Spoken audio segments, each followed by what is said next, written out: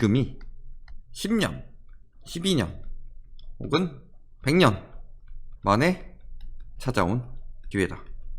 자, 얼마 전에 럼프 형이 사우디 왕세자랑 통화해 봤는데 그 한 1000만 배럴에서 1500만 배럴 정도 감산하기로 했어. 티니 형이랑도 통화해 봤고 했더니 유가 엄청 뛰었죠. 그거 기대감 뿐이었죠. 그래서 사실은 지금 결국적으로 수요가 회복되지 않으면 유가는 회복되지 않는다. 제가 계속 강조하고 있는 부분이에요. 거기다 푸틴이 셰일 기업 견제하고 있다. 셰일 기업들. 그러니까 유가는 뭐 오른다 내린다 했다가 지금 들어갔다가 더 내릴 수도 있으니까 조심해라. 함부로 투자할 때가 아니다 라고 이야기했죠. 그런데 저번에 뭐 짜비 같은 경우는 이야기하잖아요. 뭐 내가 막 원유 오를 거라고 했죠. 막 하면서 지금 뭐 사라고 뭐 이런 식으로 이야기하는데 사실은 오늘 다시 떨어졌죠. 감산 합의 날이에요. 오늘 감산 합의인데 오전부터 뉴스 나왔었죠. 2000만 배럴 감산 합의할 거다. 근데 결론은 뭐예요? 감산 합의했다. 합의할 거다가 아니라 감산 합의했다. 2000만 배럴. 1000에서 1500만 배럴이었는데 2000만 배럴 감산 합의했는데 왜 떨어져요?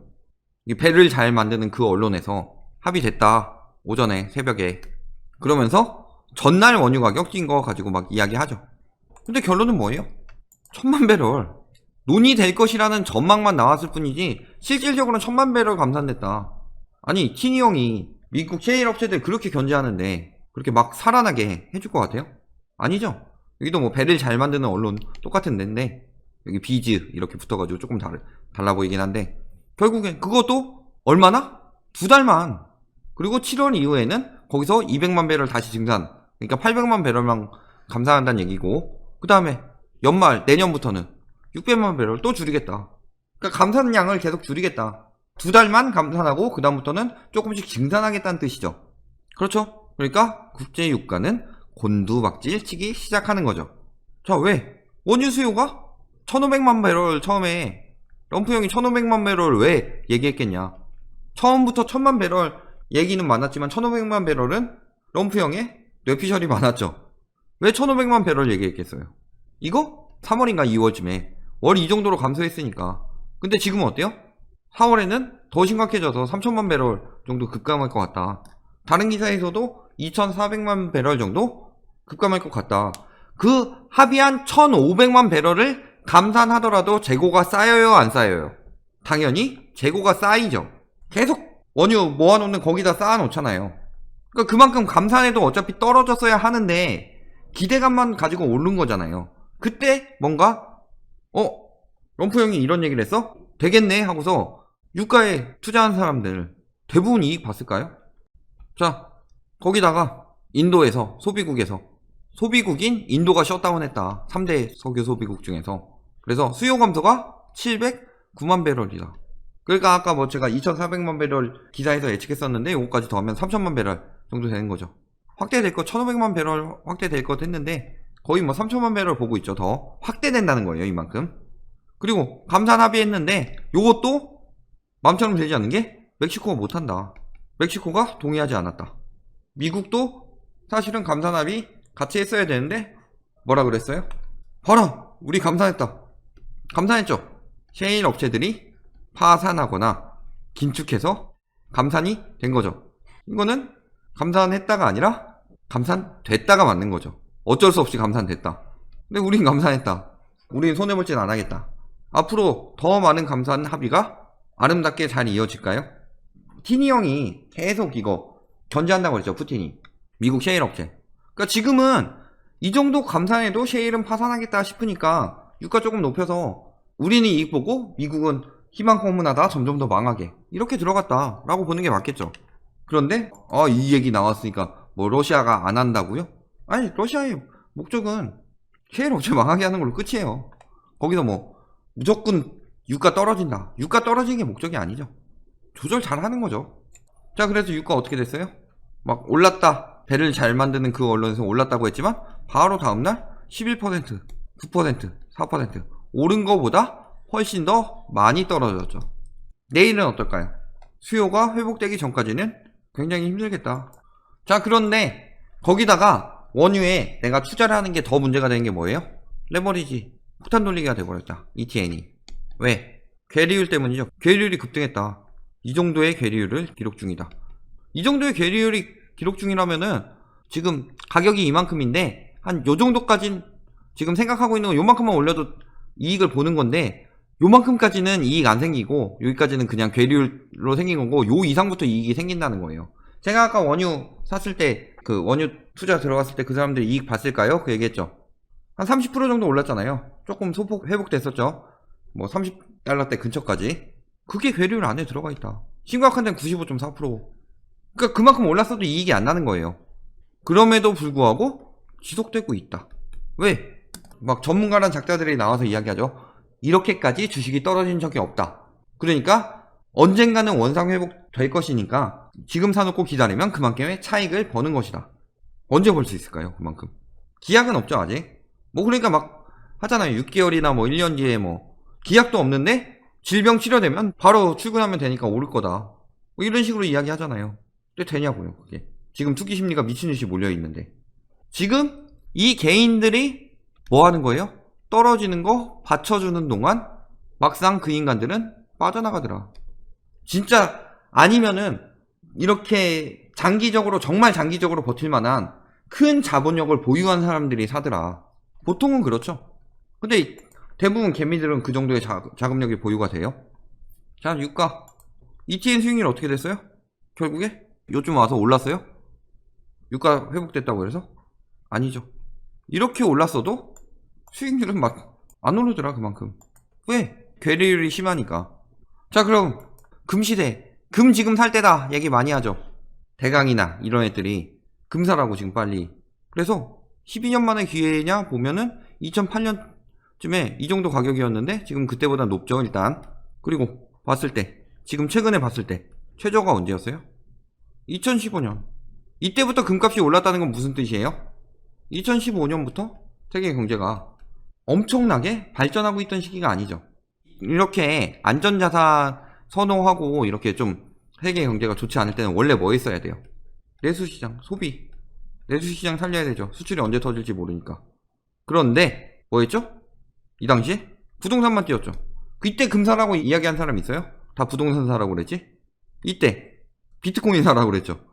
그래서 왜 지금 와서 여기까지 올랐는데 이제 와서 금 사라고 해요? 지금 최고점 찍었을 때랑 거의 비슷한 시기까지 왔죠. 왜 이제 와서 금 사라고 그래요? 뭐 화폐 가치나 이런 거 있어서 이때보다 조금 더 오를 수는 있더라도 12년 만에 최고 기회 아니죠. 오히려 조금 올라다 툭 떨어질 수도 있는 상황이죠. 매도 시점 잡을 수 있는 분들은 괜찮은데, 매도 시점 못 잡는 분들이 막 금사라고 이야기해서 적금 붙듯이 금사라고 해가지고 적금 붙듯이 금사서 이렇게 하다가 나중에 이렇게 떨어질 때도 적금 붙듯이 금사는 거예요. 이거 다시 활성화되려면 어떻게 돼야 돼요? 또 위기 올 때 기다려야 되는데, 안전자산 선호할 때까지 기다려야 되는데, 적금 붙듯이 살 때 사라고 하는 그 시기는 이때쯤이죠. 이때쯤에는 적금 붙듯이 할 때가 아니고 공격적으로 했어야 될 텐데, 지금은 아니죠. 지금은 아는 사람만 해야죠. 아무한테나 야 금 사. 너 금 언제 팔지 알아? 나도 잘 모르지만 오를 거야. 일단 사. 오른대. 달러 어때요? 이때 샀었으면 조금 괜찮았겠죠. 팍 튀어 올랐는데 떨어진다. 달러 가치가 극대화되던 시기가 있었지만 지금은 그 기회가 아니다. 지났다. 가치 낮추려고 떨어질 때까지 한다. 함부로 들어갈 상황 아니죠. 기조 잘 보시는 분들이라면 모르겠지만, 전 늘 얘기하지만 남의 말 듣고 들어가는 사람들 기준으로 이야기하는 거예요. 지식 없이. 이제 뭐예요? 우리나라 같은 경우 우리나라의 안전자산은 뭐다? 부동산이다 라고 많은 투기조작 유튜버들이나 언론들이나 부동산학과 교수들이나 금융업계 부동산 관련 담당자들, 부동산 플랫폼 나오는 사람들, 그 사람들을 목소리 모아서 뭐라 그래요? 부동산은 안전자산이다. 절대 그렇지 않죠. 경제 위기가 왔을 때 부동산은, 특히 세계적인 경제 위기가 왔을 때는 주식 떨어진 것보다 훨씬 더 길고 오랫동안 떨어진다. 몇 배나, 몇십 배나. 근데 지금이 기회? 그 12.16 대책 이후 급매물이 나왔다가도 2-3개월이 지나면 다시 물건이 사라지면서 가격이 회복되는 현상이 반복되고 있다. 급매물이 나왔다가 사라졌나요? 지금도? 회수했다가 물건이 사라졌다가 2-3개월이 지나면 사라졌다가 얼마 안 있으면 급매물이 나오겠죠. 아니면 초급매물이 나오겠죠. 이게 나왔다 사라졌다 나왔다 사라졌다 계속 이어지면서 사람들이 안 사고 보합하다가 이쯤 떨어졌으면 됐겠다, 실거래가로. 그랬을 때 급락세가 나오는 거잖아요. 지금도 네가 17억에 내나? 그러면 나는 16억 5천. 나보다 더 싼 게 나왔어? 그럼 나는 16억 3천. 이런 식으로 내놓고 있잖아요. 그런데 감당할 수준의 급매물이 나타날 경우 이를 잡는 것도 한 방법이다. 당연히 공인중개사죠. 아니죠. 감당할 수준의 급매물이 나오는 게 아니라 가격이 바닥 찍고 사야죠. 자, 주식 용어 중에 무릎에서 사서 어깨에서 팔아라 라는 말이 있죠. 그러면은 떨어질 때 지금 무릎인지 어깨인지, 제가 봤을 땐 지금 여기 상투 끝에서 저기 한 코? 급매물이라고 해봤자? 코? 이 정도 떨어진 건데 지금 여기서 급매물 잡으라 그래요. 다 떨어지고 다시 오를 때 사더라도 그때는 무릎을 볼 수가 있죠. 만약 다시 오른다고 치더라도. 근데 왜 지금 사라 그래요? 코까지 떨어졌는데. 물구나무 서서 무릎에서 사서 어깨에서 팔아라 이거예요? 이들이 무릎에서 사주라, 나중에 다 떨어지면 내가 어깨에서 사줄게 이거예요? 3, 4억 내린 지금이 강남 입성 기회, 다시 꿈틀대는 강남 집값 이라고 하면서 뭐라 그래요? 지금? 나중에 다시 오를 것이라는 생각으로 비강남 새집보다 강남 헌집 한 채가 낫다는 생각이 확산되고 있다. 확산되고 있을까요? 과연? 감정원에서 뽑은 매매 수급 동향 보면은 어떻게 됐어요? 지금? 동남권 여기가 강남 4구죠. 강남 4구 떨어졌다. 도심권 떨어졌죠? 서부권 떨어졌죠? 동부권 떨어졌죠? 서남권 떨어졌다. 서울에서 오른 데 없다. 그리고 비강남권이 강남권보다 하락폭이 작죠? 퍼센테이지로 보더라도. 그리고 수치 자체도 높죠. 강남 선호하는 현상이 확산되고 있는 상황인가요, 이게? 개소리죠. 왜 강남 자꾸 띄우려고 그래요? 강남이 떨어지기 시작하면 나머지가 따라서 하락세가 나오기 때문이죠. 반대로 강남을 띄워가지고 어떻게든 살려놓으면은 나머지들이 뭐 갭 메운다, 뭐 키 맞춘다, 뭐 이딴 개소리 날려가면서 같이 오르는 거고. 그러니까 강남 띄우려고 계속 그러는 거예요, 언론에서. 근데 강남 어때요? 지금 최악이다. 살려는 사람보다 팔려는 사람이 훨씬 많다. 그런데 무슨 강남 수요가 몰린다는 얘기를 하는지 모르겠죠? 자, 내년에 V자 반등한다. 우리 언 교수님. V자 반등할 것이다. 사람들이 병이 나와서 직장으로 돌아가면 끝이다. 사람들이 병이 나와서 직장으로 돌아갈 수 있어요? 지금 파산 늘어났죠. 실업자 늘어났죠. 기업 파산 늘어났죠. 자영업 작살나고 있죠. 그런 상황에서 어떻게 바로 출근을 해요? 경제가 회복돼야지. 경제가 회복돼서 기업이 여력을 갖추고 자영업자들도 다시 여력 갖춰서 사업을 하고서 사업이 번창해서 알바생을 고용하고 이렇게 될 때까지 실업자는 회복이 안 되죠. 근데 뭘 병이 나와서 직장으로 돌아가면 끝이에요. 본인 직장이 있다고 자랑하는 거예요, 지금? 자, 그리고 아까 뭐 3, 4억 대가 기회다. 예전 어땠어요? 금융위기 때 28억 8천 하던 게 14억까지 갔다. 4억 떨어져서 샀다가 나중에 14억 떨어진 거 볼 수도 있더라. 17억짜리가 8억 됐다. 반토막 났죠? 3억 떨어진 거 샀다가 나중에 9억 떨어진 거 보게 되더라. 후회해요, 안 해요? 후회하죠. 후회할 수밖에 없는 상황이죠. 뭐 길게 안 할게요, 주식은. 자, 버핏도 샀다는데 하면서 개미들 몰려서 어떻게 돼요? 개미들이 쭉 사는 동안 4일 빼고 외국인들은 쭉 팔았죠. 4일 빼고. 자, 개미들이 파니까 그때 외국인들이 사는 거죠. 아, 개미들이 팔 때 됐으니까 이제 다 떨어졌구나, 바닥이구나 하고 외국인들이 사. 근데 개미 또 사니까 아, 지금이 기회다 하고 계속 파는 거예요. 이들이 차익 실현할 동안 개미들이 팔고 있더라. 코스피 최근에 조금 올랐다고요? 얘네들은 그 오른 거 벌고 빠지는 거예요. 이 사람들이 메꿔주고 있는 거고. 잘 생각하셔야 돼요. 주식 잘 모르고 들어가시면 안 돼요. 자, 버핏 회장은 남들이 욕심 낼 때 공포심을 가지고 공포를 느끼면 욕심을 부려라. 그래서 같이 투자하세요. 이 사람은 돈이 많으니까 장기적으로 가지고 있을 수 있잖아요. 그렇게까지 장기적으로 가지고 있을 만큼 자산 가면은 해보셔도 돼요. 앞으로도 내 먹고 사는데 지장이 없고. 그런 분들이면 모를까. 그것도 이 정도 눈이 있어서 어느 게 가치가 나중에 상승할 것인가. 버핏이 형처럼. 그런 사람이면 모를까. 지금 주식이 12년 만의 기회다? 자, 결론. 과연 지금이 12년 만의 기회? 주식은 좀 더 지켜봐야 된다고 그랬죠? 금? 달러? 기회 지났죠?